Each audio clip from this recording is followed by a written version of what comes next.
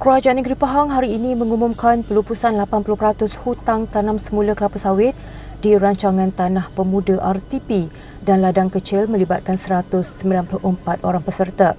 Yang Berhormat Menteri Besar Pahang, Datuk Seri Haji Waros Wan Ismail berkata, pelupusan hutang berkenaan melibatkan 6 RTP dan ladang kecil milik peserta terlibat yang diuruskan oleh Perbadanan Kemajuan Pertanian Negeri Pahang PKPP sejak tahun 1971, iaitu RTP Sungai Ular di Lipis, RTP Kelau di Raup, RTP Sepayang di Rompin, RTP Gemuruh di Pekan, RTP Kampung Awah di Bera dan ladang kecil Sungai Caru di Kuantan dengan implikasi kewangan sebanyak 11.12 juta ringgit. Beliau berkata purata pelupusan hutang mengikut individu berdasarkan jumlah minimum adalah sebanyak RM8,000 hingga jumlah maksimum RM131,000 berkuat kuasa mulai 1 Jun 2022. Katanya mana-mana peserta yang telah melangsaikan hutang mereka, PKPP akan memberi rebate sebanyak 20%. Jadi ini adalah satu usaha yang dibuat oleh PKPP di mana kita memikirkan bahawa kebajikan peserta itu sangat penting. Di samping bantuan-bantuan lain, wan jenazah, lori 3 tan dan sebagainya lah.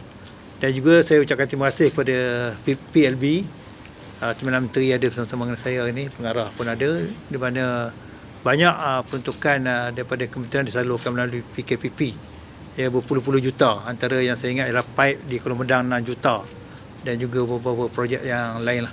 Jadi saya ucapkan terima kasih kepada Kementerian Persekutuan. Dan saya juga berharap dengan bantuan Hari Raya pada hari ini RM700 setiap peserta akan dapat membantu meringankan bebanan kewangan mereka untuk menghadapi Hari Fitri yang akan menjelang lebih kurang 2 minggu daripada sekarang. Beliau berkata demikian kepada media ketika majlis penyampaian sumbangan Aidilfitri PKPP di Dewan Jubli Perak Sultan Haji Ahmad Shah di Lipis hari ini.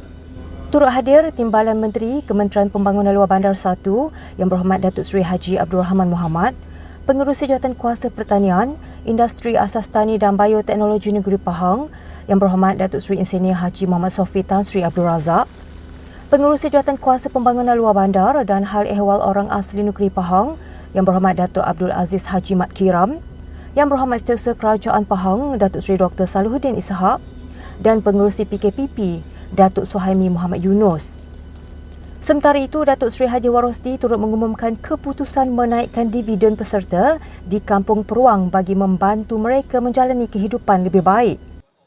Dan hari ini juga kita telah bersetuju untuk menaikkan di Peruang, di mana peserta sekarang ini mendapat RM750, kita naikkan kepada RM1,000. Lebih kurang RM40,000 sebulan nak. Yang ini atas permintaan Adun Benta yang juga Esko Kerajaan Negeri. Kita dah sebenarnya kita telah mengkaji perkara inilah ya, hanya menunggukan masa yang sesuai saja untuk dibuat pengumuman. Dalam pada itu, beliau juga mengucapkan terima kasih kepada Kementerian Pembangunan Luar Bandar di mana banyak peruntukan yang disalurkan melalui PKPP, antaranya menerusi pengurusan air Pahang Berhad, PAIP, bagi menaik taraf loji air di Kuala Medang sebanyak RM6 juta dan juga beberapa projek yang lain.